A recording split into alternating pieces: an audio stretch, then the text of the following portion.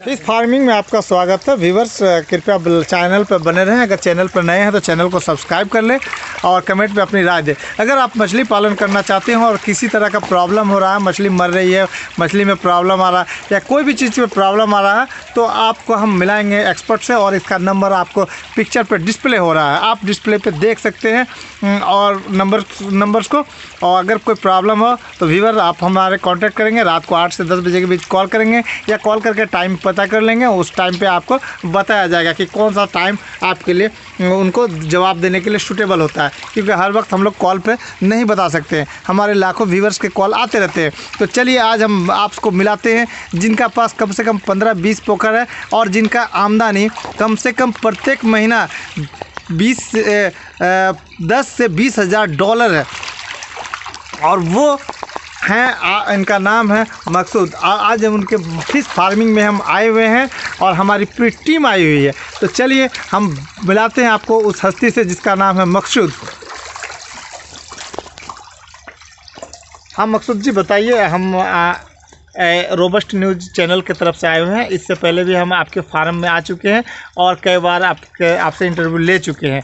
तो हमें बताएंगे कि मागुर मछली पालन कैसे करें। देखिए, ऐसे तो मछली पालन के बहुत सारे तरीक़े हैं और बहुत सारा इसका सिस्टम है, लेकिन मछली पालन में सबसे ज़्यादा आसान और एक तरह से सस्ता भी कह लीजिए ये कैटफिश यानी मांगुर मछली पालन है। और ये बहुत ही आसानी तरीके से आपको मिल जाता है कहीं बाज़ार में और इसका बिक्री भी अच्छा खासा है और इसका रेट लगभग साल भर में कभी भी घटता नहीं है। इसलिए ये मछली का जो पालन है किसी भी हाल में ये महंगा नहीं है और किसी भी हाल में मुश्किल भी नहीं है। आप कहीं भी कभी भी कोई भी इसको कर सकता है और ये बिल्कुल आसान है।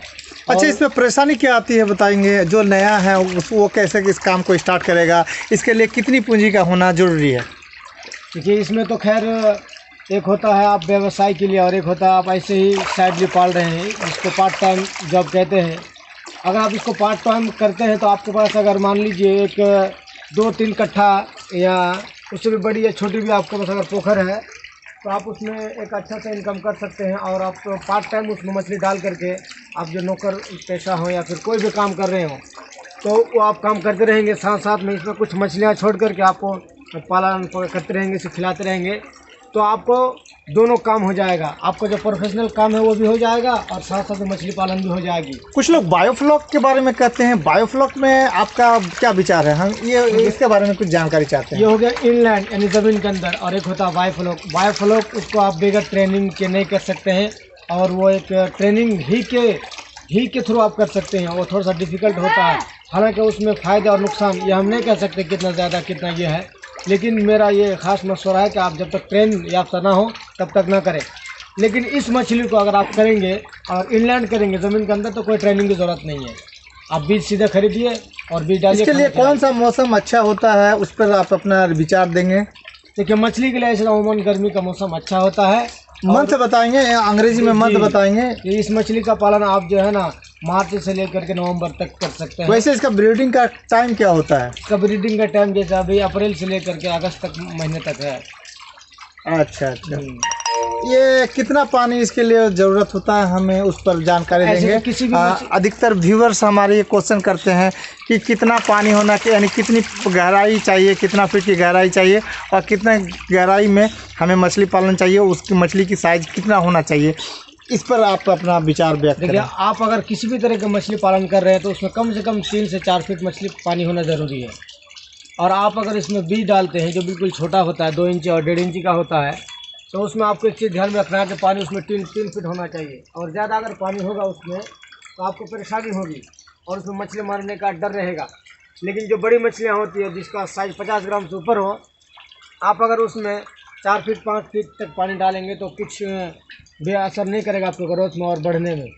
तो आप जो है ना कम से कम 4-5 फीट पानी रखिए अगर पालने के लिए। और बीज पाल रहे हैं तो वो फिर आपको छोटा। आप टोटल कितना स्क्वायर फीट ज़मीन पर ये काम कर रहे हैं, आप अपना विचार बताइए। तो मेरे तो मुख्तलिफ जगहों में, कई जगहों में मेरे पोखर हैं, हम कई जगह तालाब कर रहे हैं। जैसे अभी यहाँ पर है, इस तरीके से बरसोनी में है और 2-3 जगहों में है इधर कस्बा। वो जगह, वो पोखर की लंबाई गुना चौड़ाई ये बताइए और उसमें बीज कितने डालते हैं ये बताएंगे। आप अगर खास करके इस मछली का पालन कर रहे हैं तो इस मछली में आप ज़्यादा से ज़्यादा बड़ा पोखर आप चूज नहीं कर सकते, इसलिए छोटे छोटे पोखर होने चाहिए। देखिए आप पीछे तरफ दिखा सकते हैं, इसमें कितने छोटे पोखर है, लगभग 8 बाई या 12 बाई, ये मान लीजिए 100 फीट के पोखर हैं, चलिए देख रहे हैं। तो इसमें छोटा जितना पोखर होगा आपको मछली पकड़ने के लिए, पानी सुखाने के लिए, और फिर उसको किसी भी तरीके से आप कुछ भी करने के लिए वो आसान होता है और अच्छा होता है। अच्छा, इसमें सावधानियां क्या बरता जाए, इस पर आपका क्या विचार है वो बताइए। देखिए चूँकि ये मछली बहुत ज़्यादा खाऊ मछली होती है, और ये खाओ का क्या मतलब हुआ, ये बताने का प्रयास ये बहुत बताइए। ज़्यादा मछली खाना खाती है, और खाना खाने की वजह से ये लेटरिन भी ज़्यादा करती है, जिसकी वजह से पानी गंदा हो जाता है। तो जब जब पानी गंदा हो जाए इसको पानी को निकाल देना चाहिए, एक्स्ट्रा पानी को, क्योंकि अगर बहुत ज़्यादा ये पानी गंदा हो जाएगा, क्योंकि ऐसे भी तो ये गंदे पानी का मछली है ही, लेकिन उसके बावजूद अगर बहुत ज़्यादा गंदा हो जाए तो फिर मछली मरने लगती है। तो उस हालत में आपको पानी को बदल देने से फिर वो मरने का जो है ना, जो सिलसिला होता है वो ख़त्म हो जाता है और नहीं मरती है। अगर मान लीजिए पोखर में अचानक बदबू टाइप का आने लगता है, तो ऐसी स्थिति में आपका क्या विचार है, उसको कैसे उसको सही किया जाए, कौन सा मेडिसिन वगैरह यूज़ किया जाए। हालांकि मैं आपका नंबर को डिस्प्ले पर दिखा रहा हूं, हमारे व्यूवर्स देख रहे हैं और वो आपसे कांटेक्ट भी करेंगे।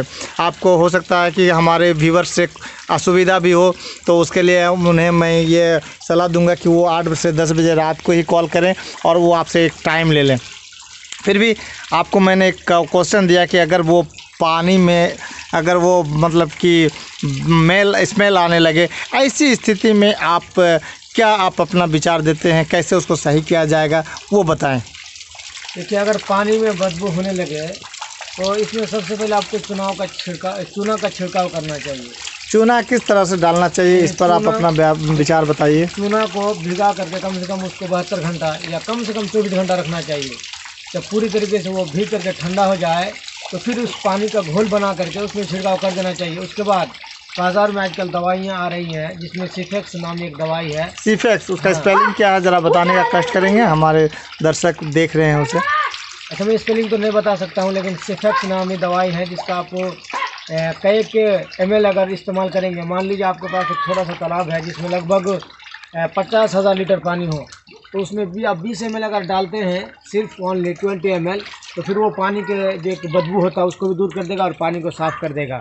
मान लीजिए इतना बड़ा जो पोखर आपको दिखाएं, इसमें अगर आप सिर्फ 20 ml डालते हैं, यानी उसका 2 ठीपी जो होता है वो डालते हैं, तो फिर पानी को साफ़ कर देगा और प्लस के गंद को भी दूर कर देगा। तो आप ये बताएंगे कि हमारे जो दर्शक या जो मछली पालक है, किसान भाई हैं या जो शौकिया पालक हैं, वो कितना पूंजी से इस काम को स्टार्ट कर सकता है? वो सिर्फ 10 से 12 हज़ार रुपये की पूंजी से स्टार्ट कर सकता है। उसमें आपको 50 से कुंटल बीज लेकर के शुरुआत करना है, और जब धीरे धीरे आपको इसमें प्रॉफिट नज़र आने लगे और आपको ये समझ में आ जाए कि नहीं इसमें पैसा है या फिर प्रॉफिट है, तो फिर आप उसके लिए एरिया और पूंजी दोनों बढ़ाएंगे। तो इस तरीके से आप धीरे धीरे ग्रोथ करते जाएंगे और इसमें एक अच्छा खासा आमदनी जो है ना वो होती है, आप अगर प्रोफेशनल तौर पर करेंगे। आप पहले सुनने में आया था दिल्ली और बम्बई में रहते थे, तो उस जगह को आपने करीब 10 साल पहले छोड़ दिया। इसका मेन कारण क्या है? क्या आप मछली पालन में ही ज़्यादा इंटरेस्ट लेने लगे हैं इस वजह से? देखिए मैं मछली पालन में खास करके एक अच्छा एक्सपीरियंस रखता हूं, और मैं जितना दिन बाहर में रहा उसके बाद मैंने मछली का ट्रेनिंग किया, मछली पालन का। उसके बाद तब से मैं बाहर नहीं गया हूं और अपने होम टाउन में रहकर ही मैं मछली का खेती कर रहा हूं, जिससे मुझे एक अच्छा खासा मुनाफा हो रहा है। मुझे बाहर और विदेश और इस तरीके से दूसरे राज्य में काम करने की ज़रूरत नहीं पड़ रही है, और इसी से मैं बहुत खुश हूँ। और मुझे उम्मीद है कि आइंदा मैं इसे कमाते रहूँ, और आप लोगों की दुआ रहे तो मैं इसी में अपना हर चीज़ कैरियर बनाऊंगा, ज़िंदगी बनाऊंगा, और इसी में मैं। हमारे दर्शक बंधु को आप क्या विचार देना चाहेंगे, क्या राय देना चाहेंगे? हम तो ये राय देना चाहेंगे कि आज हमारे राज्य बिहार में बाहर से मछलियाँ आती हैं, खास करके इस तरह की मछलियाँ, तो हम ये कहेंगे कि आप अगर खेती करेंगे तो ये मछली बाहर से हमें मंगाने नहीं पड़ेंगे, और हम अपने मंडी में खुद ही मछली बेच लेंगे।